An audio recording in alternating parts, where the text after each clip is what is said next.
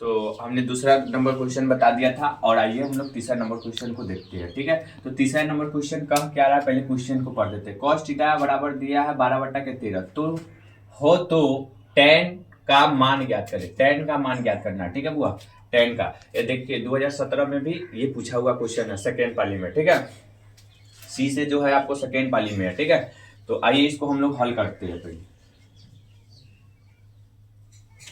तो जो दिया है पहले लिख लीजिएगा कि cos थीटा बराबर दे दिया है 12/13 दे दिया है। ठीक है, 12/13 दे दिया है और आपसे पूछ दिया है कि tan थीटा का मान ज्ञात करे यानी निकाले। ठीक है, ज्ञात करे, निकाले, प्रकलित करे, ये सब का मतलब यही के ही होता है कि निकालना है। ठीक है, आइए हम लोग इसको पहले लिख लेते हैं।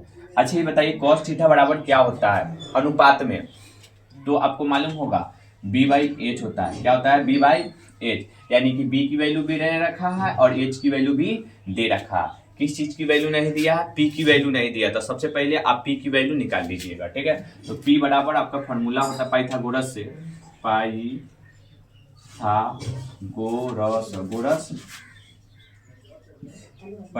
पाइथागोरस प्रमेय से आप निकाल सकते हैं p की वैल्यू।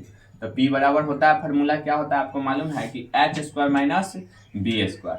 h की वैल्यू कितना दिया है वो देख लीजिएगा। h की वैल्यू 13 दिया है, यानी कि 13 का स्क्वायर, माइनस है तो माइनस। b की वैल्यू कितना दिया है 12, तब 12 का स्क्वायर हो जाएगा। आपको मालूम होगा कि 13 के स्क्वायर होता है 169, ना आए तो गुना 2 बार, पावर 2 है तो यानी कि 2 बार। ठीक है, माइनस है तो माइनस। 12 का स्क्वायर कितना होता है 144 होता है, 12 का 144 होता है। ना समझ मतलब नहीं आए गुना स्क्वायर नहीं याद है तो इसको पावर कितना है 2 है, यानी कि 12 गुने 12, 2 बार कर दोगे अपने आप गुना करके लिख सकते हो 144 होता है। ठीक है, और इसमें से घटाइएगा तो कितना होगा, अब देखिए 9 में से 4 घटेगा तो 5 होगा, 6 में से 4 घटेगा यानी कि 2 होगा, एक तो एक खत्म, यानी कि 25 हो गया। 25 का वर्गमूल कितना होता है 5 होता है। आप लोग वर्गमूल भी 1 से लेके 30 तक याद कर लीजिएगा, आपके लिए आसान हो जाएगा। ठीक है, ना तो एग्जाम में जाइएगा तो बैठ के ऊपरी तारा गिनिएगा। ठीक है, तो यहाँ हम p की वैल्यू निकाली, आपको से कथी पूछा tan की मान पूछा है, तो इसलिए लिखना, इसलिए tan थीटा बराबर p/b होता है। तो p की वैल्यू बताओ कितना है, तो 5 है। p की वैल्यू 5 निकाले, p की वैल्यू 5 है और b की वैल्यू दे रखा होगा, कितना दिया है 12, तो 12। तो समझ में आ गया।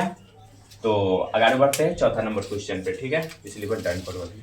और मैं ये कहना चाहूंगा कि ये जो हम बना दे रहे हैं आप लोग कॉपी में उतार लीजिएगा, 100% एग्जाम में आएगा, लिख के रख लीजिए 100%। यहाँ मैं 100% की गारंटी देता हूँ, ये 2 नंबरिया इसमें से 100% टकराएगा। जितना क्वेश्चन हम पढ़ाएंगे उतना आना ही आना है, उसमें से 100% टकराना है। और आप लोग कॉपी में उतार लीजिएगा और जिसके पास सुविधा है पहले स्क्रीनशॉट मार के रख लीजिए। ठीक है, आगे चलते हैं वीडियो में।